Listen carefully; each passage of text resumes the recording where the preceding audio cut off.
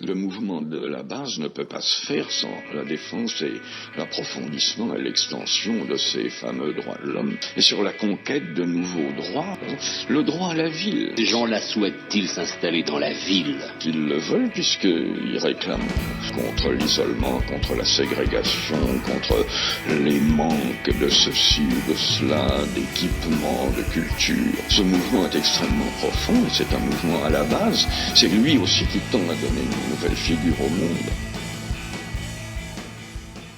Oui, bonjour, je suis Victor Andus Rivero, sociologue, formé dans un premier temps au Mexique et actuellement j'ai fait une thèse à l'École nationale des travaux publics de l'État sur le système de quantification du tourisme et les usages des arguments statistiques et des indicateurs créés par ces systèmes dans différents milieux.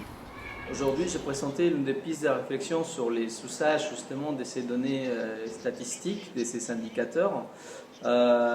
Et cette piste de réflexion est que beaucoup des données qui servent à mesurer le tourisme servent aussi à faire varier le prix de sol urbain dans les quartiers touristiques, touristifiés ou en train de touristification. Voilà, c'est l'une des pistes. Je pense que ces données ne servent pas que à dire il y a tant de touristes. Et l'un des usages est justement mettre le grain de sable avec ces chiffres-là à les spéculations foncières. C'est extrêmement compliqué de compter les touristes. Notamment, c'est un principe de comptage un peu de base. Ce qui est fixe, on le compte assez facilement, on le dénombre. Ce qui est mobile, on a du mal à le tracer. Et est-ce qu'on l'a compté 2 fois si la chose a fait le tour?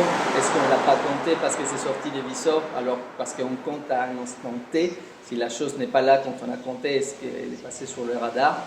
Et dans les cas des Jeux Olympiques, vu que ça provoque un flux anormal des mobilités touristiques, c'est davantage complexe de quantifier cette population mobile, au vu aussi de la spécificité des flux. Tout le monde ne se déplace pas pour aller voir des compétitions alors que les billets sont à 400 €. Donc ce n'est pas le tourisme habituel donc c'est une autre population que le tourisme qu'on a l'habitude de compter. Il bouge différemment aussi dans l'espace et tout cela rend extrêmement compliqué de le quantifier. Et on estime aussi que c'est quelqu'un qui a un plus grand pouvoir d'achat. Donc on va lui mettre à disposition tout un tas de services, tout un tas de logements, des produits qui ne sont pas habituels non plus. Ce qui va se traduire, en parlant à nouveau d'indicateurs, dans une activité économique aussi assez différente à celle qu'on a l'habitude de quantifier lorsque l'on regarde le tourisme. Donc ça fait partie de la complexité de quantifier les touristes de base et dans les JO en particulier. Les expériences précédentes, celle qui est la plus comparable peut-être au cas de Paris, c'est Londres en 2012. C'est récent, c'est une ville à peu près la même taille en Europe, même niveau de vie à peu près. Et c'est que ces genres d'événements souvent repulsent la population qui voit ça comme gêne, la quantité de gens qui sont dans l'espace, l'ambiance qui est vendue comme festive, nécessaire aux touristes. Le touriste a envie de voir qu'il y ait des bruits, qu'il y ait des concerts, et il a envie de s'amuser, chose qui n'est pas pareil pour quelqu'un qui est là et qui a envie d'y rester. Les gens qui travaillent même l'été, comme tout le monde, ont envie de rentrer chez eux, être tranquille. Et la fête permanente, c'est même vendu comme ça dans les campagnes de marketing territorial. La fête permanente provoquée par les méga événements sportifs est un gène et qui fait justement fuir les gens de leurs espaces de vie, en tout cas pendant la période des JO.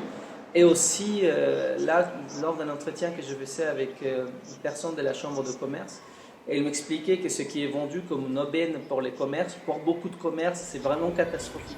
Déjà que l'été n'est pas une période très forte, beaucoup de gens ferment le rideau. Là, on va avoir davantage des rideaux fermés. Pour eux, le JO, c'est vraiment une période mauvaise.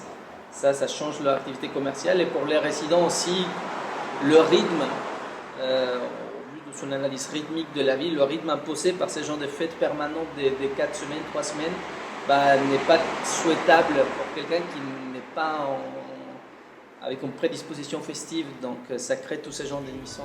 Mon travail sur la quantification va analyser comment tous les chiffres là, que ce soit les JO ou pas les JO, quantifier les touristes tout court, sont mobilisés notamment en deux grands objectifs. Le premier, c'est un objectif que j'ai dénominé comme technique. Ça va servir à l'aménagement territorial, à des investissements, pour des campagnes de marketing territorial, à établir des schémas directifs de l'activité touristique et qui vont guider aussi la dépense que les pouvoirs publics vont faire dans les secteurs. Donc ça, c'est ce que j'appelle l'usage technique. Et il y a aussi l'usage contestataire, l'usage qui font les gens, qui intègrent des mouvements sociaux pour se plaindre un petit peu de ce que je disais avant. Il n'y a plus de boulangerie dans le quartier, depuis qu'il y a une forte promotion de venir visiter le quartier, ou l'augmentation du coût de la vie, ou la difficulté de trouver un logement pour l'année. Et là-dessus, il y a beaucoup d'exemples, pas que les miens. Il y a des exemples faits en Islande qui montrent que la touristification, ou la Airbnbification des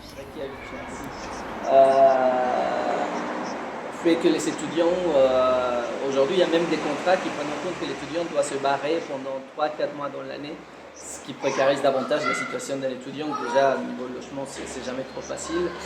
Et ce que je vois dans mes études de cas, c'est que les gens vont prendre les données qui quantifient le tourisme justement pour dénoncer ce genre de dérives.